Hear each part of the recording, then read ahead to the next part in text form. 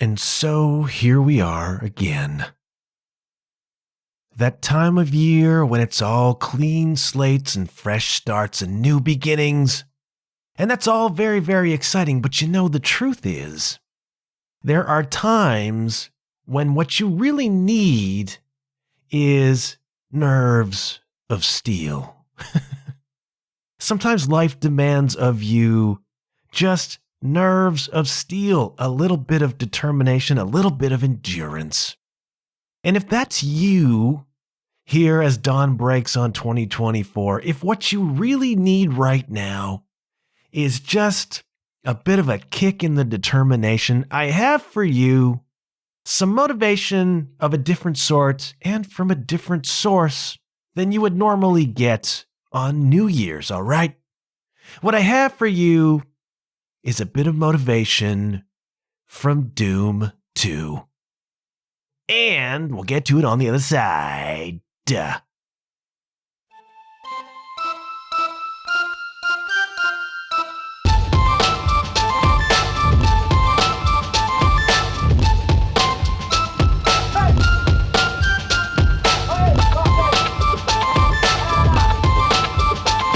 Hello, you're listening to the John Huff Podcast.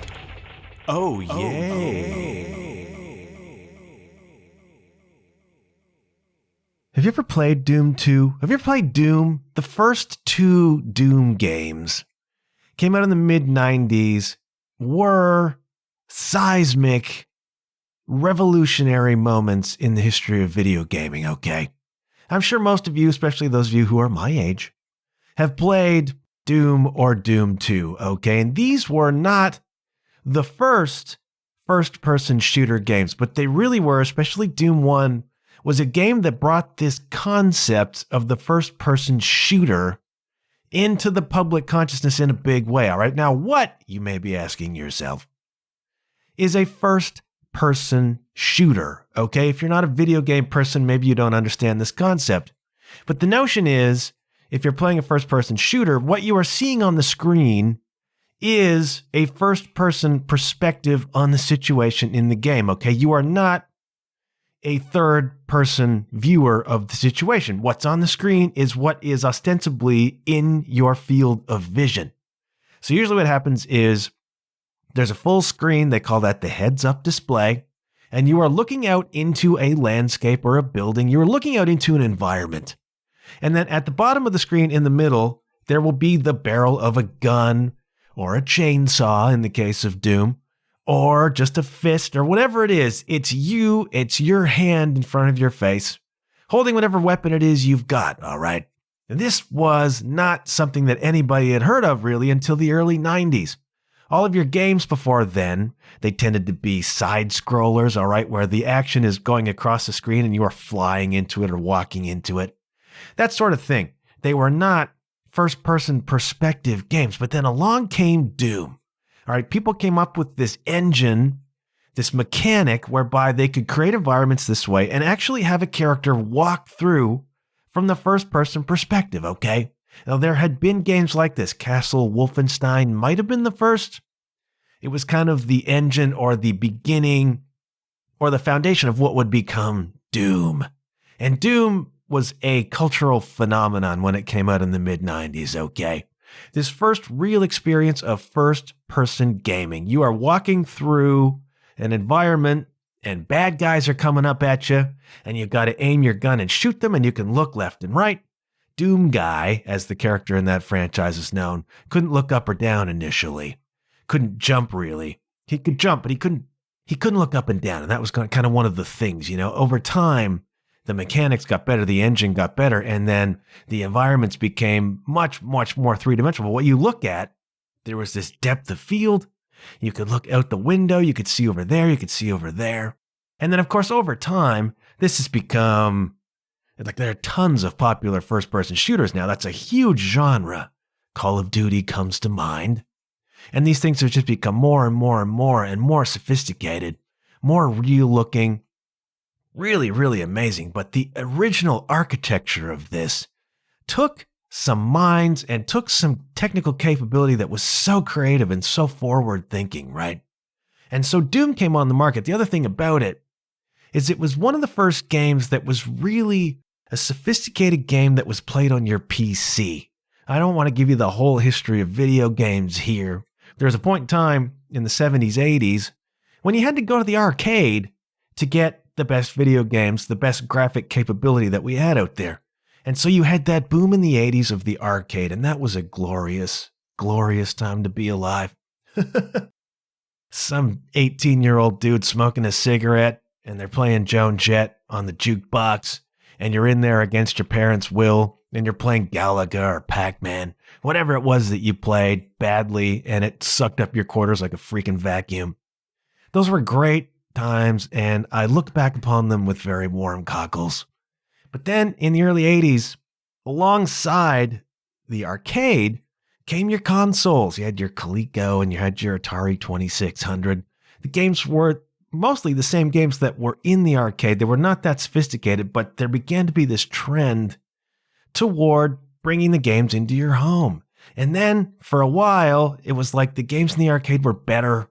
Like they had more capability, the graphics were better. But over time, the consoles caught up and then eventually became more powerful, really, than what you could get and offered more options than what you could get at the arcade. And then it became financially wiser to have a console at home. You have all these games. You don't have to keep piling quarters into them. And you're a kid. Your parents are paying for it anyways, right?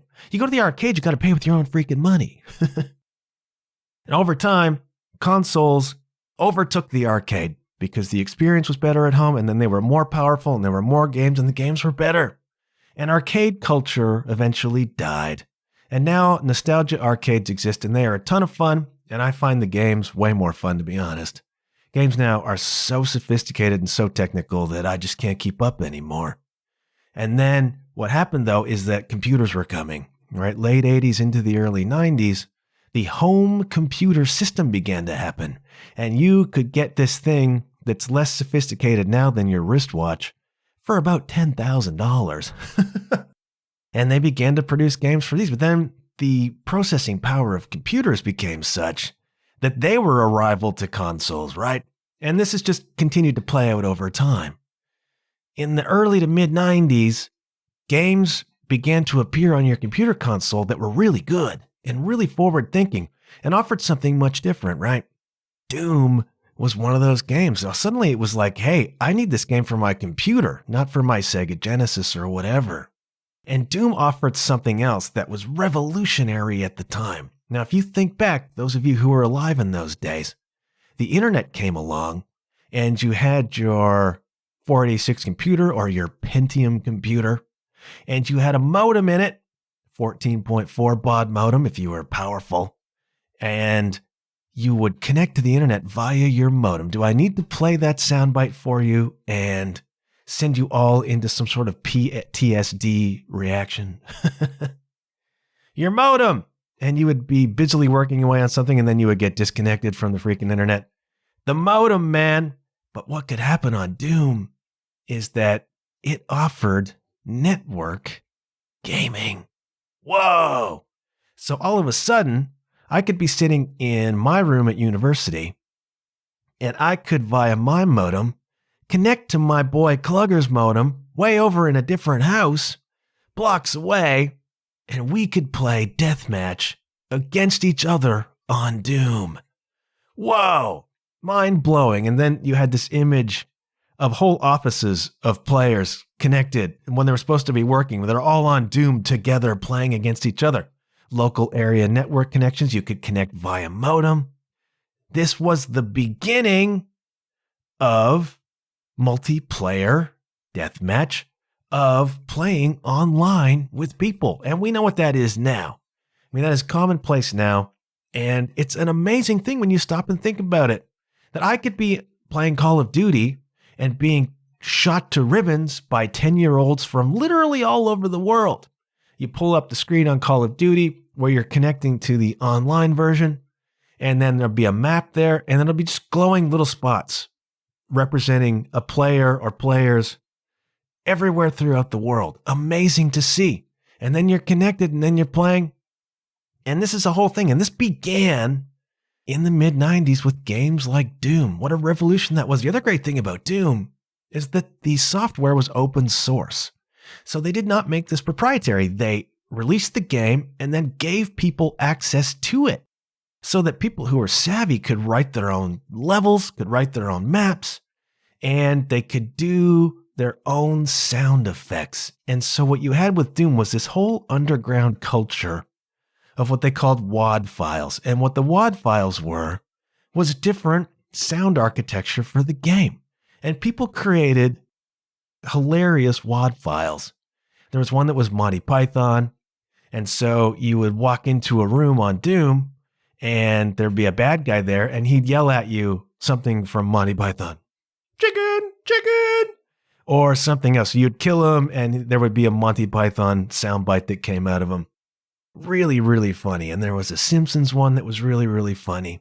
And there was this whole underground system. And this was the glory days. This software that was open source. People created levels that were cool. They made their own sound effects. And I suppose you can do that now too. But in those days, it was really, really fun. It was like this weird underground culture of people playing and sharing Doom. And you can still do that. I mean, the Doom culture is still alive and well out there on the internet. And I spent many, many happy hours fighting my way through Doom and Doom 2. One of the other things that you could do that some maniac out there did was create a graphic file. And I saw this out there in my travels where as you loaded the game, you could upload with it this graphic file that turned all of the walls, all of the flat surfaces in the Doom world into pornographic pictures. Not safe for work, kids. Now, this is mid-1990s pornographic pictures, so pixelated that you could only barely tell what was going on. But if you got up close, you got a sense of it, and that was hilarious too. Fun times were had in the 90s. Those of you who were not around in those days missed a heck of a Wild West with some of this stuff, man. The whole premise of Doom is you are a Marine and you are on a base on Mars, okay? We've colonized Mars, at least militarily. And something happens whereby somebody opens up a hellmouth and suddenly demons from the other world invade this military base where you live and work. And everybody in the place either gets killed or mutated into a monster. And you are the last surviving Marine. And so your job is to clear that entire base of demons and monsters and mutants. Some really, really scary stuff. Now, the graphics were not sophisticated. They were mid-1990s, okay, on a PC. They were only as sophisticated as they could be. But with the capability they had, they created an utterly frightening world. The textures, the sound effects that they included with the game, the lighting. I mean, they used your PC to its full capacity, man. But the monsters they created, even though they were pixely, were frightening. And so you would open the door and you would hear something yell at you. And the room you walk into could be dark. And then all of a sudden there'd just be a fireball coming at you. Or you would hear certain demons or certain monsters in the distance, right? And they'd scream at you and you'd know what you were into. Or you'd open up the door and then you'd see like a power up over there. And you'd be like, uh-oh. Or you'd see like a big gun laying there and you'd be like, uh-oh. This level is not going to be fun, man. And so you would just go level by level by level, fighting all the demons, getting shot. It was really, really wild. And they did such a good job with it. The game was part action, part solving puzzles. Like you needed to find keys to open doors, to get out of the level, to find the different places. And there were secrets hidden and secret levels you could get to. And it was really, really, for the time, sophisticated, extremely well done, and so fun to just get on to deathmatch with your buddy or buddies and play it out. There was a level that I think was on Doom 2. It was the 7th or 8th level. It was perfect for deathmatch, right? If you can imagine a square within a square. This is a bird's eye view. Square within a square. It's open air. And there's a room with big doors on all four sides. And then outside, there's a wider wall that surrounds this room, but it's got corridors, all right? You can run around it, you can run into the room, and it basically turns into one big open-air deathmatch arena. Perfect for two idiots to get the big plasma gun and try to blow each other's freaking heads off. We have to play our way all the way through the game to get there, which can be a pain because some of the levels are really, really big. And so you're looking for your deathmatch enemy that you want to kill, but you can't find him. He's in another room on the map. And then eventually the screen freezes because somebody's hit the exit button. Okay, we're going on to the next one. And then we would get to that open air pit, and then we would just tee off on each other for an hour or whatever, and somebody would get spat out 10 times. And it was internet in the 90s, right? Amazing fun, an amazing good time. And the levels got to be very, very difficult. And eventually you get through and you clear the base on Mars and you've killed all the enemies and you've won the game. But then Doom 2 comes along and they added a couple new weapons. You know, they upgraded what they could a year later. You remember as well as I do that the computer technology moved very, very quickly in those days, as it does now. You know, every year or so, there was an upgrade. There was a new level of Pentium you could get to. Add more RAM. Like it was like in the 40s and 50s when there were car guys and they would just have a car and they'd have it torn apart and they'd be putting it back together. You could do it in those days without being a mechanic, right? Nowadays, everything's all computerized. It's all very sophisticated. Your grease monkey, wrench monkey guys can't so easily do that anymore. Well, so it was with computers in the 90s. Take that thing apart, you'd put in some RAM or you'd upgrade your video card, you'd do all that stuff yourself. I don't know if people still do that or not. Maybe they do. I mean, I have not kept up. That's what happens as you get older. You do not so much keep up with the technology. But in the 90s, you could like trick out your PC. Gonna add 4 more megabytes of RAM. You got a slot for that? Cool. Gonna upgrade the video card. Gonna upgrade the sound card. It's gonna be great, man. For gaming. Sweet. It was really good times. I'm going to overclock it. It was really good times. The fan doesn't work anymore. Doom 2 was upgraded to the extent that they could. And what happens is they say those demons that invaded Mars have now invaded Earth. And so you've got to go in Doom 2. You've got to go to Earth. And there are billions of people dead because the Hellmouth is opened there as well. Billions of people are dead. There are still some survivors. They're being held in like a containment unit. And so you've got to go to Earth and you've got to fight off the demons. Again, you're the last surviving soldier. There's this whole civilian population that still exists and can still be saved if you can get to them in time. And so you fight your way through and you fight and you fight and you fight and you do the whole thing. And it's terrifying at times. Doom was genuinely terrifying at times. You would open up a door and you wouldn't know what was on the other side. Could be a couple of mutants, could be a flying demon skull coming at you, could be one of these weird minotaur elephant things that's invisible. You just see like a dotted outline and a little bit of a blur in front of you, and it's biting you. Could be really, really terrifying, and the sound effects were really good in it for what it was at the time. It was a visceral experience, man. Doom and Doom 2 were no joke if you got sucked into it. I got to be pretty good at it. But there were levels of gameplay that were almost impossible. Good game. Good game. So what happens is you finally beat this level where the human beings are contained, right? And then you hit the button and you think it's over. And then a piece of practical motivation comes. Practical wisdom, practical inspiration that I have held on to ever since the mid-90s, and I give to you now as we embark on 2024, okay?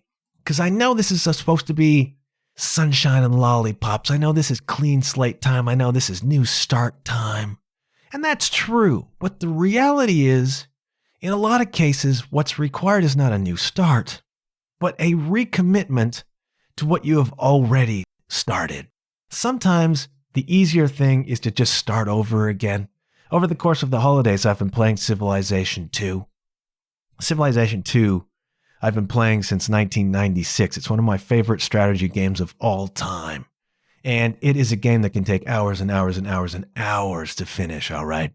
And my favorite part of the game is the opening phase, where you are just a settler unit on a map. And then you got to go around the map, and you've got to find places to build cities, and then build out more cities, and then you encounter other civilizations. You get into fights with those civilizations, and so begins this game of global domination. Well, I love the early phase. I love the exploring phase. I love the building new cities phase. Then what happens is the map becomes somewhat stagnant over time because everything's been discovered. Wars are fought, civilizations are found. And then in the mid to late game, it can get a little bit tedious, I guess. That sense of adventure begins to disappear and you get into this more of a stalemate situation. And then the temptation is, let's start a new game, go back to that exploratory phase again. And so it is a lot of times with your personal projects. It's like you get so far on a thing. This happened to me as a writer all the time. I'd get 100 pages into a book. The standstill would begin. The exploratory phase is done. We're into phase 2 now, and that's harder. That's less exciting. That's less adventurous in certain ways. It'd be like, I'm burning out on this one. Let's start something new, Rip open a new page and start again. And New Year's can feel like that sometimes. Like, okay, I blew whatever it was I was going to do last year. Maybe made a few strides, maybe didn't. New Year's is here, fresh slate, fresh calendar. We're going to start something new. When what you really need to do is not start something new, but find within you the endurance to continue what you were doing before. And I run up against this all the time, and I know a lot of other people do too, because starting is fun. Starting is fun, but getting past that initial spot. It's like in Castaway, where Tom Hanks has built this ramp, but he can't seem to get past that first breaker, It's like he gets out that far and then he gets overturned or dashed or blown back in ashore. It's like you've got to get past that first hump and then out into the great wide ocean, right? Sometimes it's easier to just go back ashore and start again in a different way or a different thing or whatever, because there's so much energy and excitement in beginning. And then you can lose the endurance partway through. Have you had that happen on an exercise program, for example? Like you're gangbusters the first week, maybe even the first 2 weeks. You're taking your creatine, you're getting to the gym every day. You're crushing it, and then that initial enthusiasm begins to burn itself out, and what you're left with is you need some resolve to get past that first hump. That first hump in the gym where you begin to see progress very, very quickly because you're coming from negative, right, to get up to standard. But then those gains become tougher, and you're sore, and you're tired, and life gets in the way, and that initial burst of energy is just not there anymore. And the temptation is to quit. You're like, I'll come back to it in a few weeks or whatever. Or I'll try a different program. Or this isn't working. I'll try something different, And it can be fine to try something different. That's recommended in certain circumstances. But a lot of times, it's just that first hurdle that becomes difficult to get past. It's like the first boss in a video game. Tough to get past it, And so I remember all the time, I have since the mid-90s, this bit of wisdom that I picked up from Doom 2. So you get to the point of Doom 2 where you have freed the humans and you think the game is over. But then, as you are going through the game, you finish that level, you hit the button, it's done, the screen comes up with your statistics and your kills and whatever. You think, that's it, I set the people free. And then a message pops up on your screen. And the message says, you have won. Your victory has enabled humankind to evacuate Earth and escape the nightmare. Now you are the only human left on the face of the planet. Cannibal mutations, carnivorous aliens, and evil spirits are your only neighbors. You sit back and wait for death, content that you have saved your species. But then, Earth Control beams down a message from space. Sensors have located the source of the alien invasion. If you go there, you may be able to block their entry. The alien base is in the heart of your own home city, not far from the starport. Here's the kicker. The last sentence. Slowly and painfully, you get up and return to the fray. Can you picture that? Slowly and painfully, you get up and return to the fray. And I carry that image with me in a lot of places, man. When I have embarked on something and I hit that wall where things are not working, or I'm not getting the results that I want, or things are just not coming together in the way that I hope or wish they could. And here we go with New Year's, and everybody wants that clean slate and that fresh start. But the truth is, sometimes what has to happen is slowly and painfully, you get up and return to the fray. You return to practicing your rudiments on the drum pad. You return to working on your scales on the guitar or trying to finish that song you started. You return to the novel that you cast aside a month ago so you could do the Christmas thing. You return to the gym to pick up where you left off when things burned out.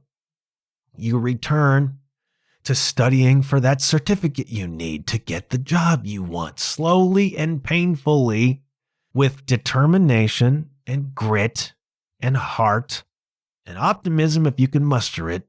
You get up and return to the fray. And that's what you do on Doom 2.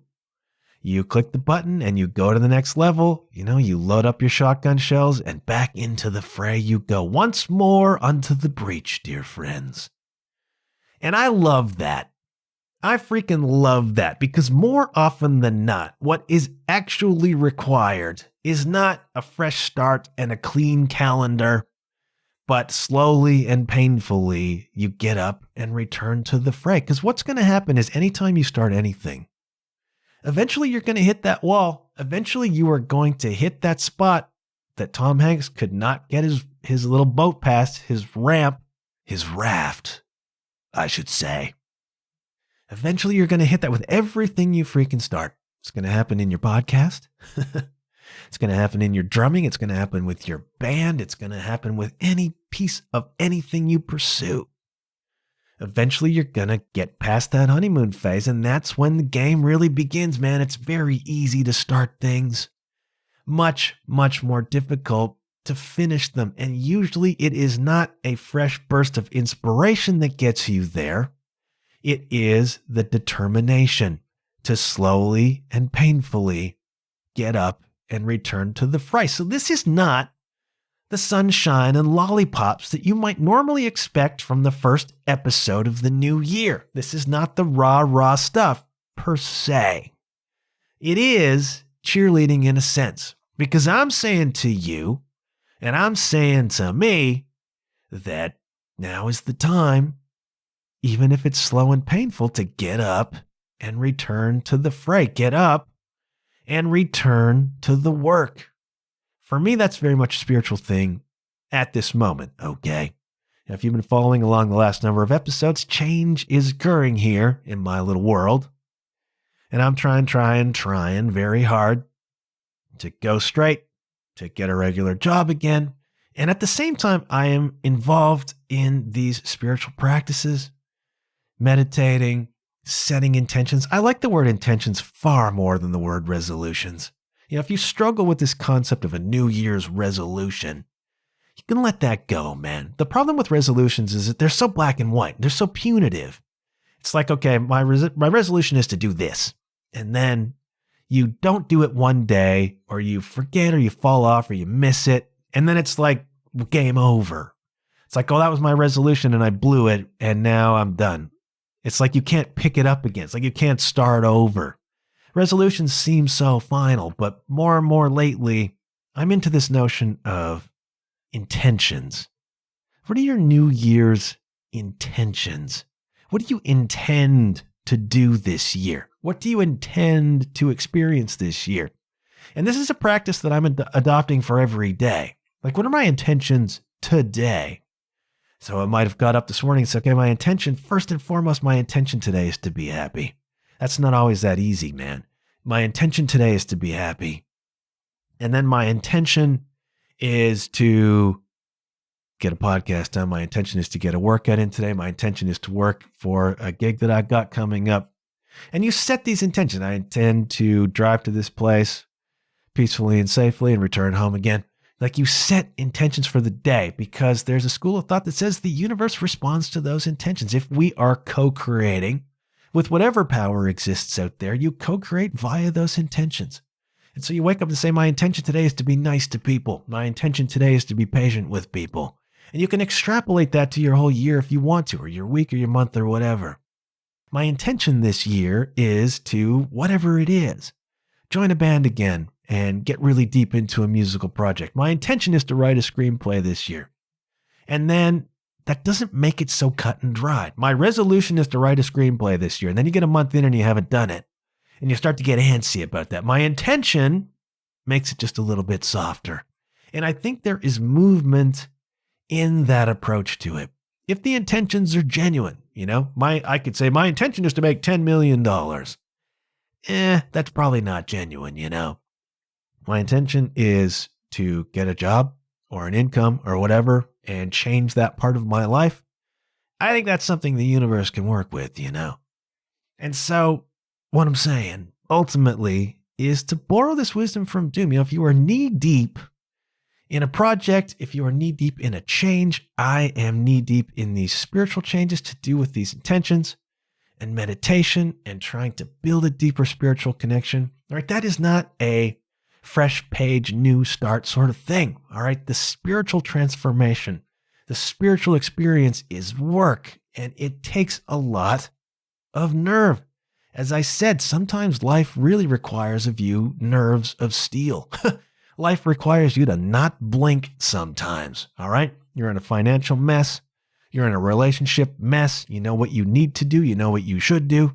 Or conversely, you're deep into a dream of some sort that doesn't seem to be coming together, but you know it is genuine.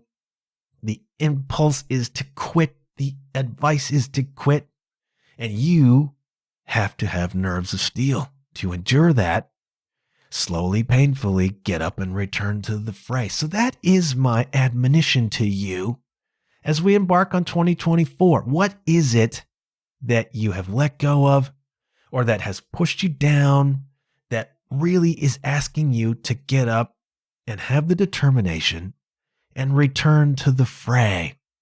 Only you can answer that, all right? But if that's what you need to do, then I'm saying take a page from Doom Guy, load up your shotgun shells, whatever those may be, and hit the button, man. Step back into the arena. Step back into the gym. Step back to the practice pad. Step back to the job you're doing. Step back to the writing. Step back to the parenting. Step back to the work. Whatever the work is that you know you need to do that has been difficult to do, that's been challenging for you to do, where progress seems slow, where obstacles seem high, where resistance seems firm. Slowly and painfully get up here in January 24 and return to the fray, kids. I'm thinking of ways to change this podcast, but what I'm going to do right now is not a change at all. It's the Patreon plug. Yes, kids. There is a Patreon page for this podcast. If you are being inspired, motivated, encouraged, educated, entertained, simply enjoy a friendly voice in your ears once a week, please do consider supporting me on Patreon, okay? Now, if you've listened before, you know the game, all right? Don't want to make this an ad cast. Those drive me crazy. I see Patreon as a really, really exciting and good-hearted way to support creators in the world, all right? I support people on Patreon, people whose work I enjoy, people who I know are putting in the effort, and I want to support them in that way. And I hope that you, as we go into 24, will consider supporting my Patreon as well, patreon.com/JohnHuffPodcast. It is $5 a month. It is not expensive. It is just a little tip to me to say you enjoy the work I'm doing and you want to support it in that way. If you can't do that, that's fine. The podcast will remain free and accessible where you enjoy fine podcasts. You can find merch, t-shirts, mugs, whatever. I got stuff for sale at john-huff.com/shop. And I always appreciate you sharing the episode. Some of you have been doing that. I'd so appreciate that. For somebody like me, it's all about word of mouth. And I've played the social media game for years to no effect whatsoever. And so I'm rethinking how I'm going to market this show from here on in. What is worth the price of investment? The price of investment being my time. The energy that I put into this thing in terms of the promotions does not reap rewards. So I'm rethinking how I do that. I'm rethinking how I deliver this show. I didn't intend to do podcast voice on this episode. It just kind of happened. I'm trying to pull this into something more authentic and more real. I don't know what this thing wants to be still after 170x episodes. I still struggle with exactly what I'm doing here, but I'm trying to push this thing into a maybe slightly different direction. Hope that's cool by you. I do appreciate you listening. As far as you have, reviews, ratings are always so welcome. Word of mouth is the key, though. Word of mouth, sharing the episodes, sharing whatever teasers I put up. Telling your friends that this podcast exists. If you have people out there who are podcast listeners first and foremost, but who enjoy a bit of motivation, something a little bit different. I hope I'm doing something a little bit different. People out there who need inspiration to know that there are people out there who are striving and could use a little shot in the arm once a week. Please consider telling them that this podcast exists. And I do appreciate all of the support I've had so far. I don't know where music fits now. I'm thinking about doing something akin to a song of the week, something thematic that fits with the episode. As much as possible, I'll try to bring you new music because I know some of you tune in for that reason. And you tune in for the musical conversations, and I do not want to leave those people hanging, okay? This week I don't have something new. I have something old but relevant, and that is a song called Hang Tough by Tesla.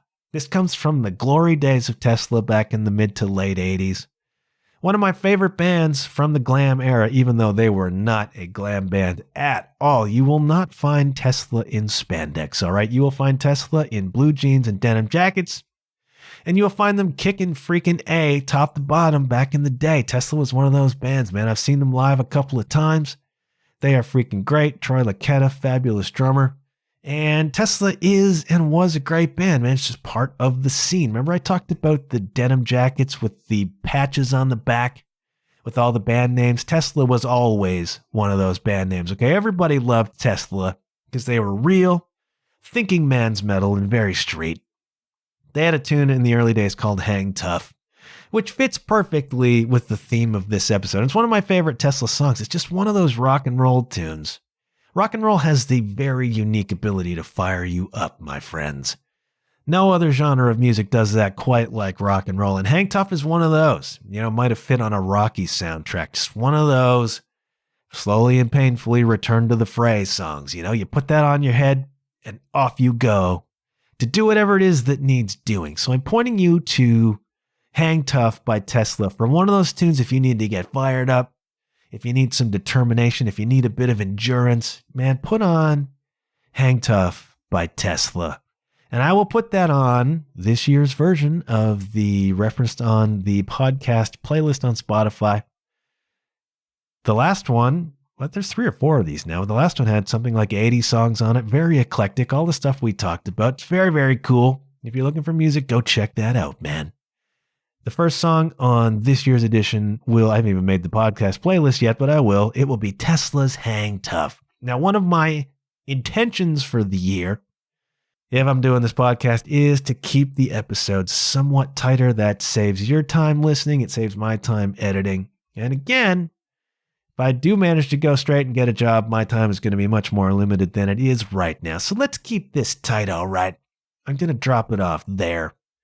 Happy New Year to every one of you. Thank you, thank you, thank you for listening. We're into year 5 now.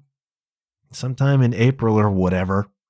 It'll be the 5th anniversary of the show, and how quickly has that time gone by? Of course, we had a 2-year vacuum there. How much are things different now in my life and in the world than they were when I started this show? Maybe that's something we'll contemplate as we get closer to the anniversary. Until then, thank you as ever for listening, and welcome to the year. I hope everybody had a great holiday. I hope you're doing well. We'll see how things evolve from here. If you've come this far, thank you so much. If you need to just find the courage, find the determination, find the endurance to step back into the game, think about Doom Guy. Slowly and painfully get up and return to the fray. Gonna shutting up, except to say, hey kids, it's 2024, and I'll check you later. Yeah.